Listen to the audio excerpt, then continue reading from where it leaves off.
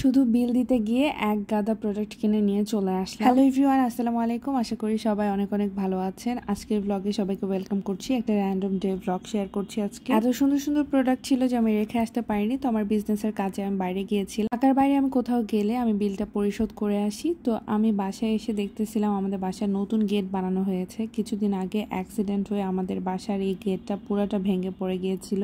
তারপর এই তো প্রোডাক্ট নিব না করতে করতে আমি 3 বস্তা প্রোডাক্ট নিয়ে চলে আসছি। তো এখন এগুলো আনপ্যাক করতেছিলাম। বাসায় প্রোডাক্ট নিয়ে আসলে অনেক কাজ থাকে, আর এখন যেহেতু খালা নাই বাসায়, এই জন্য সেই সব কাজগুলোই আমাকে করতে হচ্ছে। তো আজকের প্রোডাক্টের প্রিন্টগুলো খুবই সুন্দর, এত সুন্দর সুন্দর ফ্লোরাল প্রিন্টের গাউন এসছে এবং নতুন কিছু উইন্টার কালেকশন এসেছে। এগুলো সব কিছু কিন্তু অলরেডি আমার পেজে পোস্ট করা হয়ে গেছে। তো এই তো আমি প্রোডাক্ট আনপ্যাক করার সময় আমার বেবি আসবে না, এটা তো হতেই পারে না, ও এসে আমাকে অনেক হেল্প করে দিচ্ছিল, মানে সবকিছু গুছিয়ে দিচ্ছিল।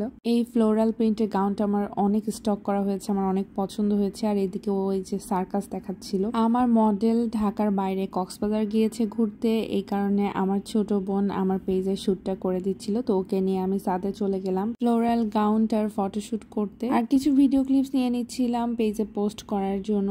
তারপর সেই দিন আর কোনো রেকর্ড করি না। এটা হচ্ছে পরের দিন সকালবেলা আমি একটা প্যাক লাগিয়েছি, যেহেতু আমরা কক্সবাজার ঘুরতে যাব এই জন্য একটু রূপচর্চা করছিলাম। এটা হচ্ছে কলা দিয়ে একটা প্যাক বানানো হয়েছিল।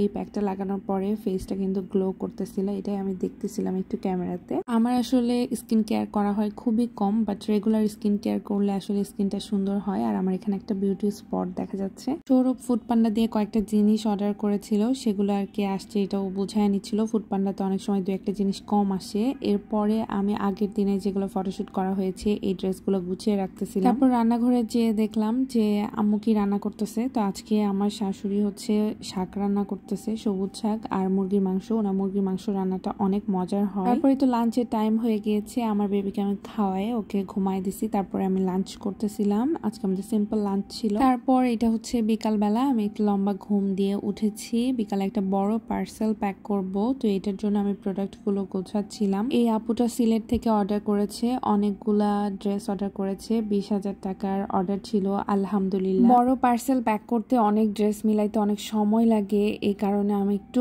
আগে কাজ শুরু করেছিলাম যেন সময়ের আগে আমি যেন শেষ করতে পারি। তো পার্সেলটা একা করতে অনেক ঝামেলা হচ্ছিল, এই জন্য পরে সৌরভকে ডাক দিলাম, ও এসে আমাকে একটু হেল্প করেছিল। তারপর আব্বু নওগাঁ থেকে তালের পিঠা নিয়ে আসছে, এটা খাচ্ছিলাম, অনেক মজার ছিল তালের পিঠা। তারপর আমি জাইবাকে নিয়ে পাশে পাশে গিয়েছিলাম। আমার পাশে পাশে যে আন্টি নেইবার, উনি হচ্ছে অনেক ভালো, জাইবাকে অনেক আদর করে। তো সেই দিন জাইবা অনেক যেতে চাচ্ছে। সন্ধ্যার দিকে ওখানেই চা পানি খাওয়া হয়। আন্টি স্যান্ডউইচ বানাচ্ছিল, আমাকে খেতে দিল। তারপর আমরা একটু চা খেলাম, গল্প করলাম। আর জাইবাকে অনেকগুলো পুতুল দিছে, এইটা দিয়েও খেলতেছিল, পুতুলকে ঘুমায় দিচ্ছিল। তারপর বাসায় এসে দেখি সৌরভ ইভিনিং ওয়াক করে আমার জন্য চানাচুর মাখা নিয়ে এসেছি। চানাচুর মাখাটা আমি পছন্দ করি, জামাই বউ চানাচুর মাখা। তারপরে হচ্ছে আমি প্রতিদিন সন্ধ্যার দিকে একটু দুধ খাওয়ার চেষ্টা করি। আমি আমার জন্য দুধ গরম করলাম, আর আব্বু হচ্ছে মানে আমার শ্বশুর চা খেতে চাইলো, তো ওনার জন্য একটু চা বানাচ্ছিলাম। আমি সবসময় এভাবে ক্যারামেল চাটাই বানাই, এই চায়ের রংটা অনেক সুন্দর হয় এবং চাটা খেতে অনেক মজা হয়। আর বাসায় যদি মেহমান আসে খুব তাড়াতাড়ি এই চাটা বানায় ফেলা যায়। আমার দুধটা